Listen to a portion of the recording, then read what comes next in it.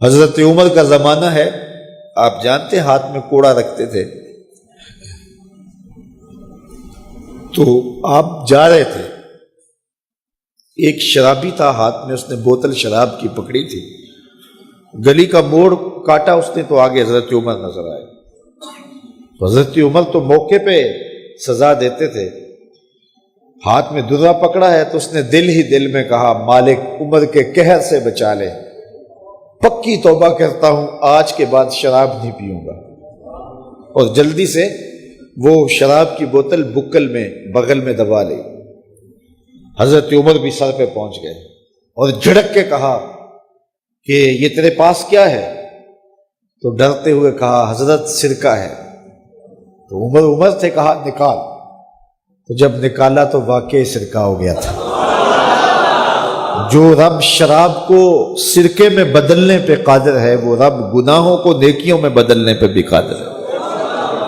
تو اس کے در پہ کوئی آئے تو صحیح، جھولی پھیلائے تو صحیح، ہم تو مائل بکرم ہیں کوئی سائل ہی نہیں، راہ دکھلائیں کسے راہ روے منزل ہی نہیں۔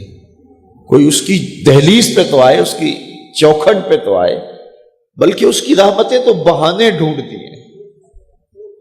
بشر حافی ایک بہت بڑے شرابی تھے اور زندگی شراب کے نشے میں دھت گزرتی تھی۔ ایک دن گلی سے گزر رہے تھے، کاغذ کا ایک ٹکڑا دیکھا، اس پہ رب کا نام لکھا تھا۔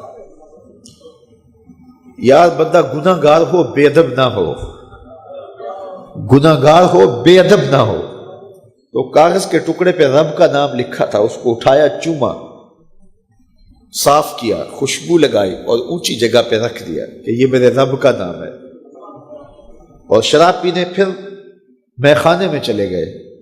وقت کے ولی کو الہام ہوا، جا ڈھونڈ بشر کو اور میرا سلام دے اور اسے کہہ کہ تیرے رب نے تیرے سارے گناہ معاف کر دیے۔ نکلا، پوچھا بشر کون ہے؟ لوگوں نے کہا وہ تو بہت بڑا شرابی ہے۔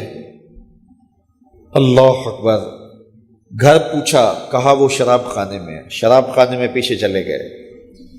وقت کا ولی اللہ شراب خانے کے دروازے پہ دستک دے رہا ہے۔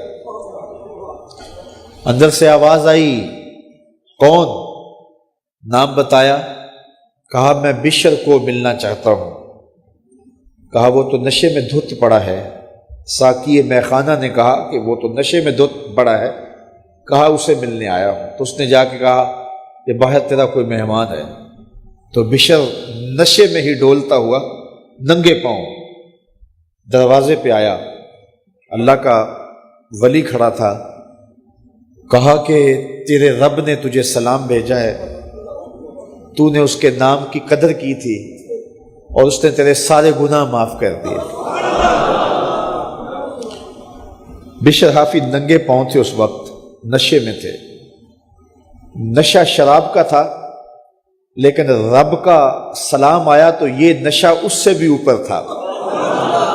جھوم اٹھے اور کہا کہ میں اب رب کا سلام آیا ہے تو اب میں ننگے پاؤں تھا، اب ساری زندگی میں جوتا نہیں پہنوں گا۔ عربی میں حافی ننگے پاؤں والے کو کہتے ہیں، تو بشر حافی کو بشر حافی اس لیے کہتے ہیں کہ وہ ساری زندگی پھر برہنہ پا رہے، انہوں نے کبھی بھی جوتا نہیں پہنا تھا، زندگی بدل گئی، لیکن پاؤں میں جوتے نہیں پہنتے تھے کہ میرے رب کا سندیسہ جب میرے نام آیا تھا، میری جب تقدیر بدلی تھی، میرے رب نے جب مجھے محبت نامہ بھیجا تھا، مجھے سلام بھیجا تھا، پیغام بھیجا تھا، تو میرے پاؤں میں جوتا نہیں تھا۔ تو بشر حافی جوتا نہیں پہنتے تھے، تو رب نے کرم یہ کیا کہ بشر حافی نے گھر سے مسجد میں جانے کے لیے جو راستہ اختیار کرنا ہوتا تھا، اس راستے پر جانور گوبر نہیں کیا کرتے تھے، جانور لیت نہیں کیا کرتے تھے۔ یہ بشر حافی کی گزرگاہ ہے۔ ایک دن ایک شخص آیا تو جس راستے سے بشر حافی گزرتے تھے تو وہاں کسی جانور کا گوبر پڑا ہوا تھا، تو اس نے بلند آواز سے کہا ایھا الناس، لوگوں سن لو، بشر حافی انتقال کر گئے۔ لوگوں نے کہا تمہیں کس نے بتایا ہے؟ کہا یہ گوبر پڑا ہوا ہے، اس کا مطلب ہے کہ آج بشر حافی اس گلی سے نہیں گزریں گے۔ تو جب پتہ کیا گیا تو حضرت بشر حافی کا واقعہ انتقال ہو گیا. کوئی سچی توبہ کرے تو صحیح، کوئی اس کی دہلیز تو آئے تو صحیح. ہم تو مائل بکرم ہیں، کوئی سائل ہی نہیں، راہ دکھلائیں کسے راہ روے منزل ہی نہیں. کوئی جھولی تو پھیلائے، وہ تو کریم ہے، اس کی تو رحمتیں آواز دے رہی ہیں، یا ایھا الانسان ما غرک بربک الکریم. او بھاگے ہوئے انسان، آجا پلٹ کے، تیرا رب بڑا کریم ہے.